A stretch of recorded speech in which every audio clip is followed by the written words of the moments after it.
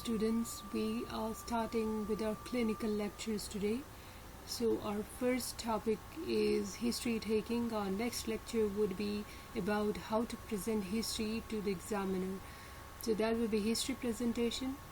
But today we are just discussing the history taking. These are the few steps which are very much important in history taking. So number one is the approach from the right side, that you have to approach the patient always from the right side while you are taking the history or examining the patient. Number two is greeting the patient. You have to greet the patient, then you have to introduce yourself. You have to tell the patient that you are a doctor and you are belonging to the team of the doctors, or you are one of those doctors who is treating him. Then once you take the patient in confidence, then you would take the consent, and you would tell the patient that he will have to tell you each and everything correctly and openly, so that you can make a good diagnosis, an early one. Then you would start your history. History is having following steps, 9 or 10 steps, which we are discussing, and finally you would have to say thanks to the patient. Once the history is completed, you are done with the history.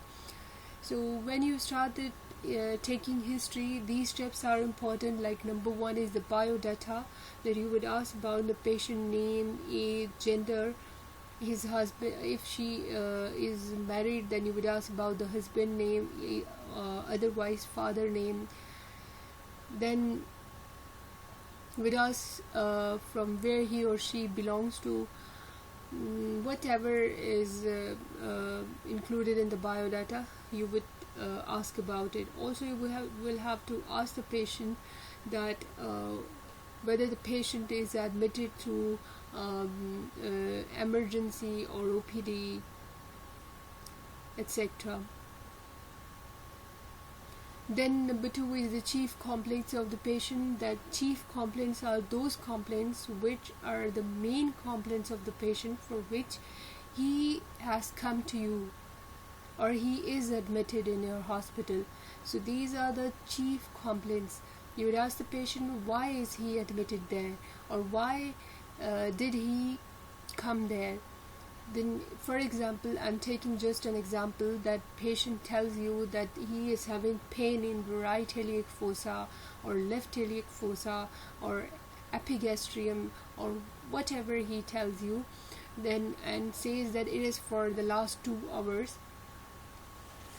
And if he says that he is having fever, nausea and vomiting also from the last 2 hours, so these are the main complaints of the patients. Then if he only tells you about the pain, then only pain would be his chief complaint. If he tells you about the fever only, then fever would be his chief complaint only. Similarly, if he tells you that he is having just nausea and vomiting, then these would be his chief complaints only. If he, suppose we are just taking an example that the patient is having all these complaints, so these are the chief complaints of the patient. Number 3 is the history of the presenting illness, that you have to inquire the patient as much as you can, and you have to gain the knowledge or information as much as you can. For example, as the patient told you that he is having pain for the last 2 hours, so then your question would be the site of the pain, that where it is. For as he said that it is in the right iliac fossa, then the onset, the speed of the onset, you would ask the patient whether the pain started suddenly or it was gradual in onset. Then you would ask about the character, either it is dull, sharp, crushing, burning, tingling or stabbing type of pain. Then you would ask about the radiation, that whether the pain is radiating to somewhere or radiated to somewhere else, or is moving, the pain is moving towards another area. Then you would ask about the associated factors, whether it is associated to any of other factor like fever, nausea, vomiting or any other thing, or headache, etc. Then you would ask about the time duration. You would also ask about the specific pattern of the pain if he is having, and the time duration. And then you would ask about the exacerbating and relieving factors, that anything that is making the pain better or worse. Then finally you would ask about the severity of that pain. So these are the points for the pain, that how you would inquire further information about the pain. And here the mnemonic for it is the Socrates. You can see highlighted ones are the showing the mnemonic, that is Socrates. Now, as the second complaint of the patient was fever, so now you would also ask about the fever, that either it is high grade or it was high grade or low grade, a continuous or intermittent, more at day or more at night, or no specific pattern like this, or associated with any other factor like headache, nausea, vomiting, or something else.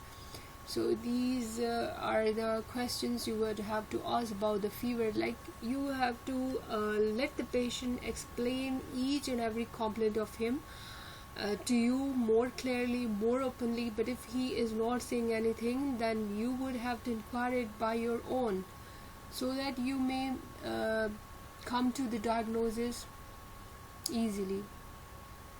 The final complaint of the patient was nausea and vomiting. Then you would ask about the time. You have to ask about the quantity of the vomiters, whether it was more or less. The color, either it was yellow, orangish, reddish, greenish, etc. Then about the contents, whether it contained food material, or it is just watery, or any other content, or maybe containing blood. Then you would ask about the smell of the vomitus, and the type, like was it a projectile, or it was falling straight on the ground, etc. Okay, these were the important steps of the history of presenting illness, like how you would inquire about the main chief complaints of the patient in detail. Then the fourth step is the past history, that you would have to ask the patient about the past medical or surgical history, if he is having any kind of medical problem, or if he has been operated upon for something. It can be any kind of surgery. You have to mention it, and you have to mention it when did he is operated, and when did he is diagnosed with that kind of medical problem. Like if he is having thalassemia or G6PD or any other like MI, or past any kind of medical or surgical history. Then fifth point is about the drug history. You have to inquire about the drug history as well, that if patient is taking any kind of medication. If he is taking, then you would have to ask about the name of the drug, the dosage, the time duration, and the how often is he taking, once a day, twice a day, thrice a day, and for which problem. That is the drug history. Then number 6 is the occupational history. It's also one of the very important point in history taking, because lots of the diseases, they are associated with the occupation, like most of the respiratory diseases, COPD, and some carcinomas. These are mainly related to the occupation. So occupational history is important. Then the socio-economic history, that you have to ask the patient how much is his income, whether it is enough for the family and him, and then about the house, whether it's his own or rental, or how is the house constructed, how many rooms are there, how many persons are there in the family, because most of the diseases, they also are related to the poor economic status. So standard of living, the economic history, it is important to us. Then social history is like you have to ask the patient about the smoking or any kind of alcohol intake, any kind of illegal drug intake, about the stress, if he is having any kind of stress, whether the patient can drive or not. For example, if he is an MI patient and he is driving, so it's not usually the patient of MI is not allowed to drive for 1 month. And similarly, some kind of psychiatric problems or any other problem, so these are important in socio-economic history.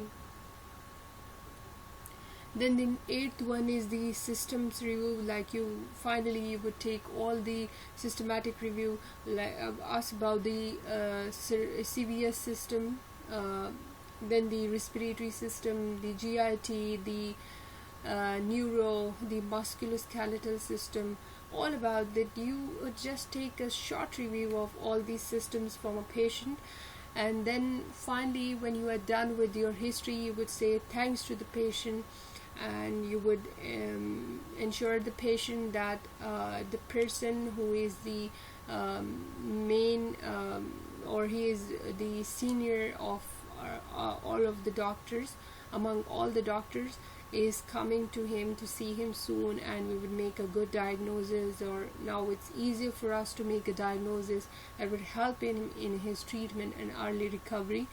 And finally, the 10th point is that you would make your own differential diagnosis, that which disease you are suspecting. Once you make your own differential diagnosis, your next step would be the presentation of this history to the examiner. So that would be our next lecture. Till then, you have to take good care of yourself, and see you with the next lecture. Till then, take care and bye bye.